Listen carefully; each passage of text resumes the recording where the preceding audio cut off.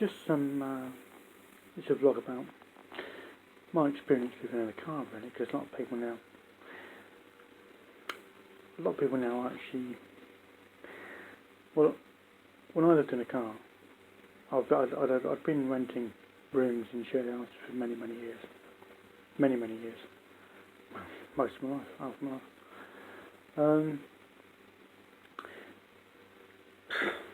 It's no fun anymore. It used to be decent, because back in the day they used to have a terraced house, 3 rooms upstairs. They used to landlords used to rent the 3 rooms out, and then used to have a dining room and living room, 3-seater sofa and chair. Most of the landlords used to pay for TV, whatever. Yeah. You never used to have broadband, but the rent was cheap, so it outweighed it. For those that wanted broadband or internet, whatever. Because this is back in the day. I've been renting rooms back in the day when there wasn't any internet, when the internet didn't exist. Yeah. So there wasn't. If I go back far enough, just before I started renting rooms all the time, there used to be like a TV with a coin operator. You'd put a coin in the top. Outdated. TV was no good at all, right? And that was before the internet. No one even heard of the internet. If you'd have mentioned the internet back then, well, what on earth is he talking about, the internet? So I've been renting rooms for donkey's years, right? But back in the day, tenants were half decent. It's changed a lot now. Now it's just how many tenants can you get in a house? How many tenants? It's just that's it. It's just first, if you got a house, you can rent it out to tenants. It's just basically free money, pretty much, because you can get 6 tenants in a 3-bedroom terraced house, and it's all okay. Which means you rent out the front room and the living room and dining room, so tenants don't have any living accommodation, communal, virtually next to nothing. There's no time, you can't actually cook up. See, back in the day, when 3 tenants used to live in a terraced house, and then you used to have a living room and a dining room, someone may want to sit in the dining room, so someone may actually want to sit in the 3-seater settee, yeah? Or a couple of people, out of the 3 people that live in the house, a couple of people sit in the dining room, which means that someone's got time to spend in the kitchen, yeah?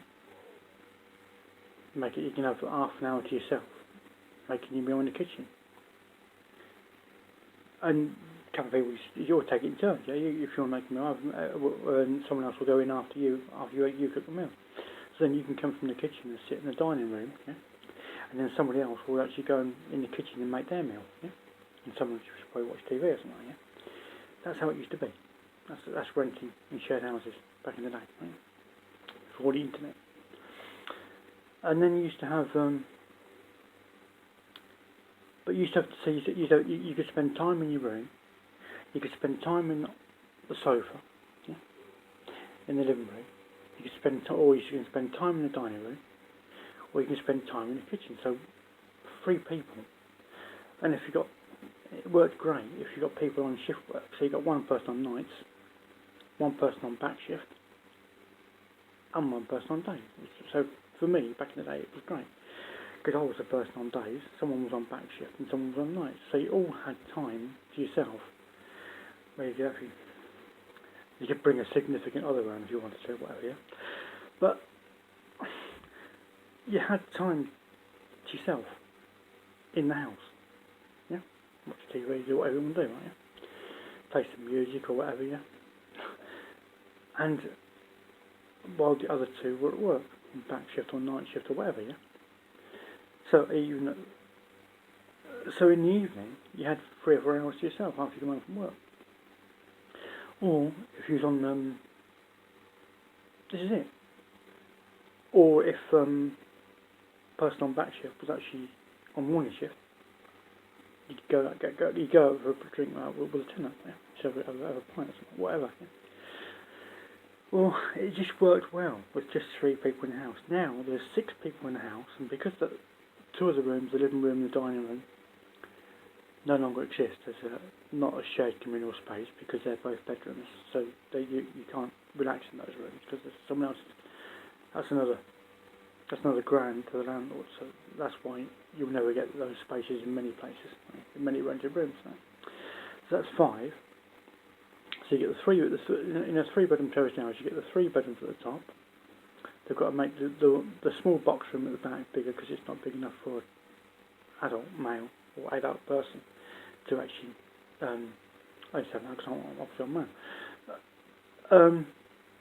You have to make that, you have to extend that because that's not big enough for an adult person to live in anymore.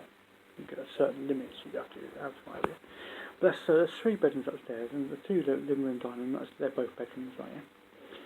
And then so they extend the kitchen out. Back in the day, an old terrace house used to have like an outhouse, yeah, toilet, whatever, yeah, and washroom, whatever, yeah. They extend through the house, so that's actually now. So you get a bit of a dining room. You get a table and chairs. That's it, yeah, for 6 people. That's your communal relaxing space. You've all got to relax together, having a meal, cooking in the kitchen. That's it. So you get 5 people in a terrace house. 5 people in a terrace house. But they try and get 6 if they can, if they can actually make another room somewhere. And that's it. You think what a terrace house mortgage costs, then you get 6 people paying 400 and 500 quid a month, right? Yeah, that's a few quid, isn't it? It's profit all day long. So it's just like basically tenants are buying landlords' mortgages. That's all it is. Just giving landlords free money. But the problem, that's why a lot of people now are living in cars. And like now, because of the internet now in shared houses, everyone's on it. Yeah, no one wants to go anywhere. They're all stuck in their rooms on the internet. That's as basic as it gets. No one wants to go out on a town or whatever. Yeah, or do it. No, they just go on social media, Facebook, Instagram, WhatsApp, whatever. That's it. So everyone's in the house all the time. So if you're a vlogger, let's say you're a vlogger on YouTube or something like that, there's no time when you've got time to, like back in the day when they used to be free, they used to be, yeah? You used to get time to yourself in the house. You can make a vlog. You could almost like set up an hour every day. You've got time to make a vlog if you want to. Yeah? Now there's no time in any house, a shared house, where you get time for yourself, and some people won't even. I don't really go out much, but simply because I'm not working at the moment. If I was working, obviously it'd be different. But if you're a vlogger, you haven't got any free time to make a vlog. Where, like now, you want to make a vlog, you've got to make sure that especially if you're actually a good, you're earning money from YouTube, ad dollars. If someone else wants to put their TV on, they can do, can't they? And they want to turn the music up, they can do.